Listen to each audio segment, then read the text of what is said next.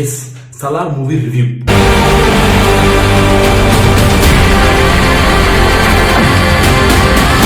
సలార్ సలార్ సలార్ సలార్ అంటే ఒక హైప్, సలార్ అంటే ఒక ఊపు, సలార్ అంటే ఒక తోపు.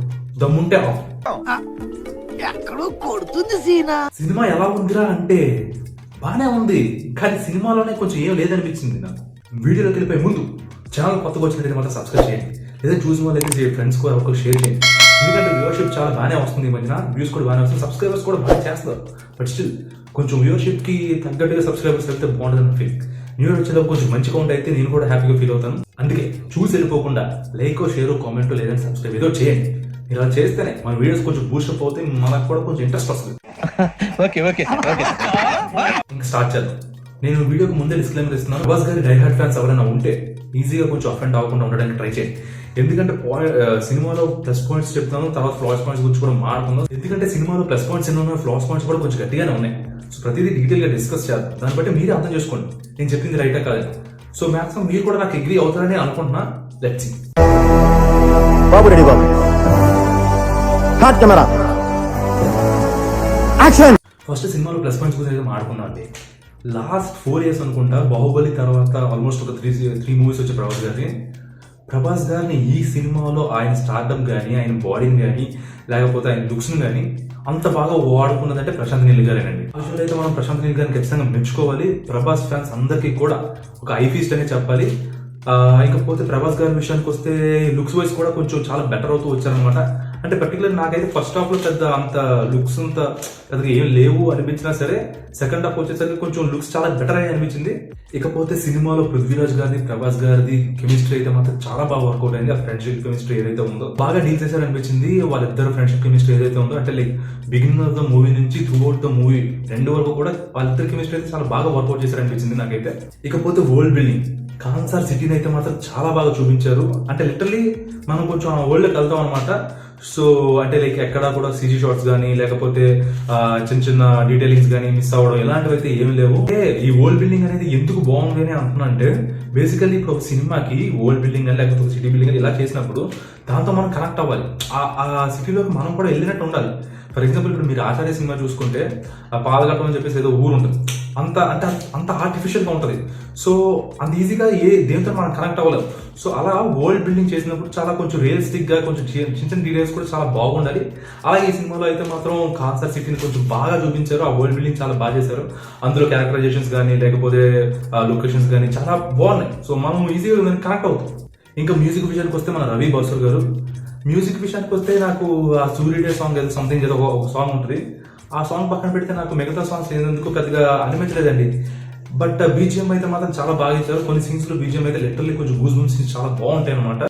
ఇకపోతే ప్రభాస్ గారి బాడీ నిజంగా చెప్తున్నాను చాలా చాలా చాలా కష్టపడ్డారు అనిపించింది. ఎందుకంటే ఆ ఏజ్ కి, ఆ పర్సనాలిటీకి కొంచెం అలా బాడీ మెయింటైన్ చేయడం చాలా కష్టం. ఎందుకంటే ఇప్పుడు ప్రీవియస్ మూవీస్ చూసుకుంటే ప్రభాస్ గారి బాడీ లైక్ ఆ బాడీ స్ట్రక్చర్ అంతా ఒకలా ఉంటుంది. బట్ ఈ మూవీలో చూసుకుంటే నేను స్టార్టింగ్ లో ఏమనుకున్నానంటే ఆ టీషర్ట్స్ అవన్నీ వేసుకున్నప్పుడు కొంచెం బల్క్ బాడీ పెంచాలని అనిపించింది. బట్ లాస్ట్ లో కొంచెం షర్ట్ ఇప్పే సీన్ ఉంటుంది అనమాట. బాడీ మాత్రం సూపర్ ఉంటుంది. ఆ విషయంలో ప్రభాస్ గారిని అయితే మాత్రం నిజంగానే మెచ్చుకోవాలి, చాలా కష్టపడ్డారు అనిపించింది. సో చూసిన వాళ్ళు మీకేమనిపించిందో కింద కామెంట్స్ లో రాయండి. సో ఇంకా ఫ్లాస్ పాయింట్స్ వచ్చేదండి. ఏంట్రా సినిమా నీకు ఎందుకు అంత ఎక్కలేదు అంటే చెప్తా, క్లియర్ గా డీటెయిల్ గా ప్రాపర్ గా ఎక్స్ప్లెయిన్ చేసి చెప్తా.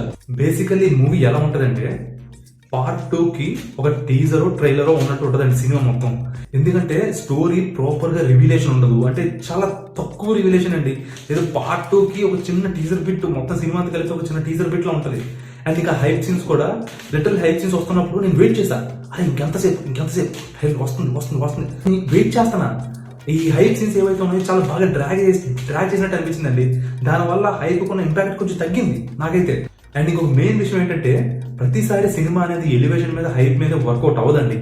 బేసికల్లీ ఇప్పుడు కేజీఎఫ్ మూవీ తీసుకుంటే, కేజీఎఫ్ 1 కానీ కేజీఎఫ్ 2 కానీ మూవీ మనం తీసుకుంటే ఎలివేషన్ హైప్ బాగుంటది కాదనట్లేదు. దాంతోపాటు స్టోరీ కూడా ఫస్ట్ పార్ట్ లోని ప్రాపర్ గా స్టోరీ అనేది వెళ్తూ క్లోజింగ్ టైం కి, ఎండింగ్ టైం కి క్యారెక్టర్స్ అని రివీల్ అయ్యి వీళ్ళంతా ఈ పార్ట్ నెక్స్ట్ పార్ట్ లోని ఏం జరుగుతుందని సస్పెన్స్ దగ్గర ఆపుతారు. బట్ ఈ సినిమా దగ్గరికి వచ్చేసరికి ఎలా ఉందంటే నాకేం అర్థం కాదు. ఫర్ ఎగ్జాంపుల్ ఇప్పుడు మనం పార్ట్ 1 చూస్తున్నామండి.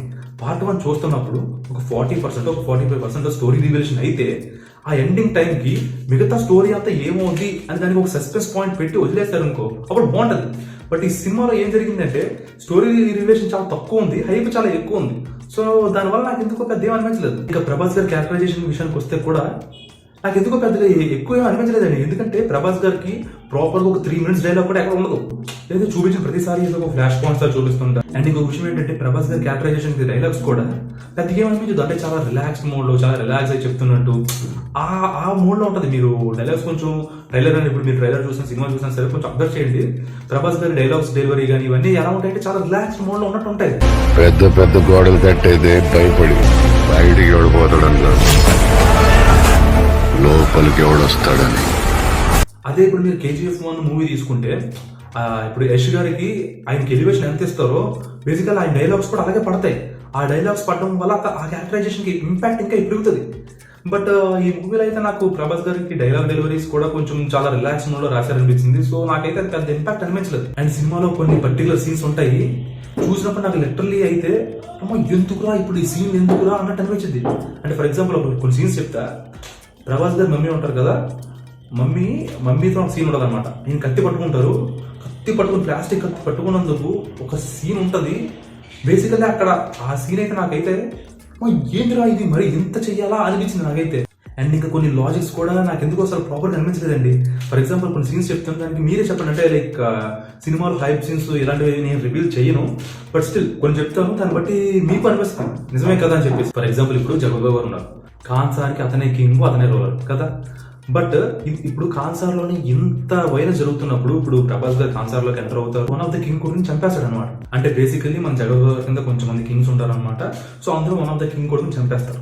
సో చంపేసిన తర్వాత మళ్ళీ అక్కడ కొంచెం ఒక పెద్ద ఇష్యూ అవుతుంది. మొత్తం కాన్సార్ మొత్తం వాళ్ళకి డాటర్ కప్ చెప్తాడు, సో నేను వచ్చేటప్పుడు చూసుకోండి అంటాడు.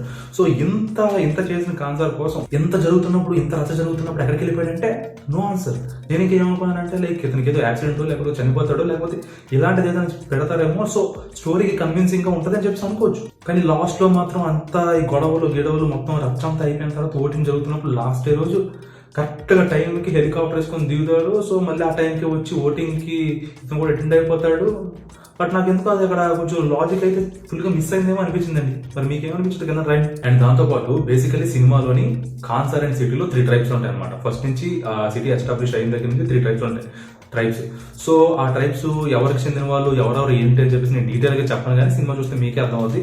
మీరు బ్లాక్ పెప్పర్ సినిమాలో చూసుకుంటే ట్రైబ్స్ ఉంటాయి కదా, సో ఇలా కూడా ఇక్కడ కూడా సేమ్ అలాగే 3 ట్రైబ్ గ్రూప్స్ ఉంటాయి అన్నమాట. అలా ఉన్నప్పుడు లాస్ట్ లోని వాళ్ళ డాటర్తో అంటారు, బేసికలీ నేను ఈ సిటీ చుట్టూ గోడలు కట్టింది వాళ్ళు ఇంకా బతికే ఉన్నారేమో, నాకు డౌట్, వాళ్ళందరినీ చంపేసిన సరే నాకు కొంచెం డౌట్ ఉంది, సో అందుకే చాలా జాగ్రత్తగా ఉన్నాను అని చెప్పేసి అంటారు. సో అంత జాగ్రత్తగా ఉన్నప్పుడు వాళ్ళ కూతురు అల్లుడు కూడా ఆ ట్రైబ్ చెందిన వాడే కదా, సో అలా చూసుకోలేదా? మరి లాస్ట్ ఎలా తెలిసింది? అక్కడ లాజిక్ లేదు. సినిమాలో హీరో క్యారెక్టరైజేషన్కి చాలా ఎలివేషన్ ఉంటుంది. అంటే పాస్ట్ నుంచి కూడా వీడు ఏం చేశాడో తెలుసా, వీడు అసలు ఎవడో తెలుసా, అది ఇది అని చెప్పేసి ఒక ఎలివేషన్ ఉంటుంది. సో వీడు ఏం చేశాడో తెలుసా అన్నప్పుడు పాస్ట్ చూపించినప్పుడు అతను చేసిన పనులు చూపించాలి కదా. సో అవి కూడా చూపించలేదండి. ఏం చూపించారా అంటే కాన్సర్లో ఒక 2-3 ఫైట్లు ఉంటాయి, దానికి హీరో ఏంటో తెలుసా, హీరో ఎవడో తెలుసా అన్నట్టు ఒక ఎలివేషన్ పార్ట్ ఉంటుంది అనమాట. ఇప్పుడు ఆ ఎలివేషన్ పార్ట్కి పాస్ట్ లో కొంచెం ఒక స్టోరీ లైన్ ఉండాలి కదా, ఆ స్టోరీ లైన్ కూడా ఎస్టాబ్లిష్ చేయలేదు. బేసికల్ అసలు ఆ స్టోరీ లైన్కి రివిలేషన్ ఉండదు. అసలు హీరో పాస్ట్ అసలు ఏం చేశాడో, వీళ్ళందరూ ఎందుకంత భయపడుతున్నారు అనే దానికి అసలు రివిలేషన్ ఉండదు. సడన్ గా పాస్ట్ చూపిస్తారు, బట్ సంహవ్ ఒక 2-3 ఫైట్లు చూపించి దీనికి ఎంత భయపడుతున్నారా అంటే అది ఎక్కడ లాజికో నాకు అర్థం కాలేదు సరిగ్గా. ఇప్పుడు బేసికల్లీ సినిమాలో శౌర్యంగ ట్రైబ్ అని చెప్పేసి ఒకటి ఉంటుంది అనమాట. అది ఎవరిది ఏంటి అని చెప్పితే మొత్తం సినిమా రివీల్ అయిపోయినట్టు ఉంటుంది, కానీ సో అది చెప్పకుండా మాట్లాడదాం. బేసికల్ ట్రైబ్ ఒకటి ఉంటుంది కదా, ఆ ట్రైబ్ వాళ్ళకి ఏంటంటే బ్యాక్ సైడ్ కొంచెం స్కార్స్ లాగా ఉంటాయి. సో అలా ఉన్నప్పుడు ఆ ట్రైబ్ వారిని స్టార్టింగ్ లో అంటే లైక్ ఇప్పుడు మన జగత్ గారు అందరిని చంపించేస్తున్నప్పుడు కొంతమంది దాక్కుని ఉంటారు. సో అలా దాక్కుని ఉన్నప్పుడు ఒకటి చెప్తూ ఉంటాడు అనమాట, సో మేము ఇక్కడ దాక్కున్నాము ఇలా ఇలా అయింది అని చెప్పి చెప్తున్నప్పుడు హీరో క్యారెక్టర్ ఆ టైంలోని చెప్తున్నవాడు కన్నా పెద్దోడు అనమాట. సో వాడికన్నా పెద్దోడైనప్పుడు హీరోకి మనకు తెలియదా ఏంటి అని చెప్పేసి, సరే అతనికి ఏదో సిటీ నుంచి వెళ్ళిపోయాడు ఇదేం తెలియదు అనుకుందాం, పక్కన పెడదాం.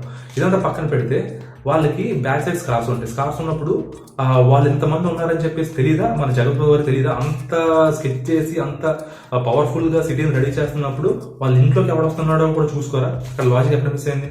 అండ్ ఇంకొక పక్కన పెడితే ఈ శౌర్యంగ ట్రైబ్ అనే వాళ్ళు ఎవరైతే ఉంటారో లాస్ట్ లో చూపించినట్టు వీళ్ళు కత్తులు కొడవలు అంటే లైక్ ఒక స్పియర్స్ ఇవన్నీ పట్టుకొని ఒక జనాలు పోగేసుకొని ఉంటారనమాట. ఊరే అక్కడ చూస్తే పెద్ద పెద్ద మిషన్ గన్స్ ఉన్నాయి, పెద్ద ఆర్మీ ఉంది, పెద్ద సెటప్ ఉంది, ఇన్ని ఉన్నాయి. మీరు వీటితో పట్టుకెళ్ళి అక్కడ ఏం చేస్తారా నాకు అర్థం కావట్లేదు. సో ఈ లాజిక్ కూడా నాకు ఎందుకు కొంచెం మిస్ అయింది అనిపించిందండి. ఇకపోతే కొన్ని సీన్స్ ఉంటాయండి, పర్టికులర్ సీన్స్ నాకైతే అవి చూసినప్పుడు అయితే సేమ్ కేజీఎఫ్ ఫీల్స్ వచ్చాయండి. బేసికల్లీ ఇప్పుడు మన ప్రభాస్ గారు ఫస్ట్ ఫైట్లోని అక్కడ చిన్నపిల్లలు అందరూ ఉంటారు కదా, సో ఆ చిన్నపిల్లలందరూ ఇలా ఇన్సల్ట్ చేయడం, సో మళ్ళీ ఒక్కసారిగా లాగడం, సో ఇదంతా నాకు కొంచెం కేజీఎఫ్ ఫీల్స్ వచ్చాయండి. అండ్ ఇదంతా పక్కన పెడితే ఇప్పుడు ఒక హై ఫైట్ అవుతున్నప్పుడు అంటే బేసికల్ నాకు అనిపించింది, ఇది బేబీ మీకు నచ్చచ్చు, కొంతమంది నచ్చచ్చు, కొంతమంది నచ్చకపోవచ్చు. నాకు ఏంటంటే కొంచెం హైప్ సీన్, మంచి ఫైట్ ఇంటెన్సిటీగా వెళ్తున్నప్పుడు అది కంప్లీట్ చేస్తే బాగుంటుంది. ఇంట్లో కూడా ఎలా అంటే ఒక మంచి హైప్ సీన్, అది ఆ సీన్ కోసం లిటరల్లీ కొంచెం వెయిట్ చేస్తున్నాను నేను. హైప్ వస్తుంది, సీన్ రావట్లేదు, హైప్ వస్తుంది, సీన్ రావట్లేదు, సో వెయిట్ చేస్తున్నా. ఫైనల్లీ వచ్చిందిరా అనుకున్నప్పుడు మళ్ళీ ఒక సాంగ్, అంటే సాంగ్ అంటే మళ్ళీ వేరే సాంగ్ కాదు, ఆ హైప్కి తగ్గట్టే కొంచెం లేడీస్ అందరు కలిసి పాడుతారు. నేనైతే డిస్కనెక్ట్ అయిపోయి అక్కడైతే అంతసేపు వెయిట్ చేసినందుకు. అరే అక్కడ ఆ సిగ్మెంట్ కొంచెం ఆ ఫ్లోలో వెళ్తే బాగుంటుంది, కానీ సడన్ గా మధ్యలోనే అందరూ నించొని ఎలివేషన్ సాంగ్లు పాడితే నాకేదో నేనైతే టోటల్ డిస్కనెక్ట్ అయిపోయాను నేనైతే అక్కడ. అండ్ ఇంకా హీరోయిన్ విషయంలో కూడా ఇప్పుడు కేజీఎఫ్ లో కూడా ఆ ఫస్ట్ పార్ట్ లోని హీరోయిన్ పెద్ద పాటే ఉండదు, ఏదో ఫ్లాష్ లాగా అటుపక్క వెళ్ళిపోతుంటది. బట్ హీరోయిన్ తో కొన్ని సీన్స్ ఉంటాయి, లైక్ ఇప్పుడు ఆ పబ్బులో సీన్ కానీ ట్యాంకర్ సీన్ కానీ, అలాంటప్పుడు హీరోయిన్ మెయిన్ పార్ట్ అక్కడ, సో పార్ట్ బాగుంటుంది. ఈ సినిమాలో ఏంటంటే అసలు హీరోయిన్ వచ్చినట్టు తెలియదు, వెళ్ళిపోతున్నట్టు తెలియదు, ఏదో ఫ్లాష్ లాగా ఒక 2-3 సీన్లో వస్తుంది, అది ఒక కట్టుకున్నా మిగతాదంతా కాన్సార్ సీన్స్, ఇంకేముండదు. ఓవరాల్ గా మూవీ ఎలా ఉందిరా ఏంటి, ప్రశాంత్ గారు ఈ ప్రీవియస్ మూవీ కేజీఎఫ్ కన్నా బాగుందా అని అడిగితే నాకైతే కేజీఎఫ్ 1, కేజీఎఫ్ 2 కన్నా సినిమా పెద్దగా లేదండి. ఎందుకంటే ఆ సినిమాలో కొంచెం రివిలేషన్ పార్ట్ బాగుంటుంది, ఎండింగ్ క్లోజింగ్ టైంలోనే కొంచెం సస్పెన్స్ పాయింట్ బాగుంటుంది. బట్ ఇక్కడైతే నాకైతే అసలు రివిలేషన్ పార్ట్ అసలు లేదు. అసలు సినిమా ఎలా ఉంటుంది అంటే లైక్ పార్ట్ 2 సినిమాకి ట్రైలర్ లా ఉంటుంది సినిమా అంతా, పార్ట్ 2 సినిమా మొత్తానికి ఒక ట్రైలర్ బిట్ లా ఉంటుంది సినిమా. సో నాకైతే అంత ఎగ్జైటెడ్ అనిపించదు, బట్ స్టిల్ సినిమా అయితే ఎనానమస్ గా కొంచెం బాగుంది. లైక్ టాక్ కూడా అంత బాగా నడుస్తుంది, కలెక్షన్స్ కూడా గట్టిగా వస్తాయి ఆబ్వియస్లీ. ఫ్యాన్స్ అందరికీ అయితే మాత్రం కొంచెం ఐ ఫీస్ట్ లా ఉంటుంది. సో నాకైతే కొంచెం అంత ఎగ్జైటెడ్ అనిపించలేదు. సో మీకేమనిపించింది కింద కామెంట్స్ రాయండి, చూద్దాం మరి. సో ఇది ఓవరాల్ గా మన సలార్ మూవీ రివ్యూ. సో నచ్చిందని అనుకుంటున్నా, నచ్చితే మాత్రం లైక్, షేర్, కామెంట్ ఏదో ఒకటి చేయండి. అలాగే సబ్స్క్రైబ్ మాత్రం మర్చిపోకండి. అలాగే మీరు చూస్తున్నారు, చాలా మంది చూస్తున్నారు కానీ సబ్స్క్రైబ్ చేసుకోవడానికి మాత్రం మొహమాట పడుతున్నారు. సో అలాంటి మొహమాట పెట్టుకోవద్దు, ఫస్ట్ సబ్స్క్రైబ్ అయితే చేసేయండి. ఈ మధ్య కొంచెం సబ్స్క్రైబర్స్ కూడా కొంచెం బాగానే వస్తున్నారు, బట్ స్టిల్ వ్యూవర్షిప్ అయితే కొంచెం ఎక్కువ ఉంది, కొంచెం సబ్స్క్రైబర్స్ లిస్ట్ అయితే కొంచెం తక్కువ ఉంది. సో అది లెవెల్ చేస్తే కొంచెం నాకు కూడా కొంచెం బూస్ట్ అప్ ఉంటుంది, ఇంకా ఎక్కువ వీడియోస్ చేస్తాను. అండ్ అలాగే మీకు ఏమైనా కంటెంట్ సజెషన్స్ ఉంటే కింద కామెంట్ బాక్స్ లో రాయండి, లేదంటే నా ఇన్స్టాగ్రామ్ లింక్స్ కింద వెళ్ళండి, చూడండి, ఏమైనా సజెషన్స్ ఉంటే అక్కడ ఇవ్వండి. As it every time like every suggestions will be consider. So కలుద్దాం నెక్స్ట్ వీడియోలో. Till then take care, by.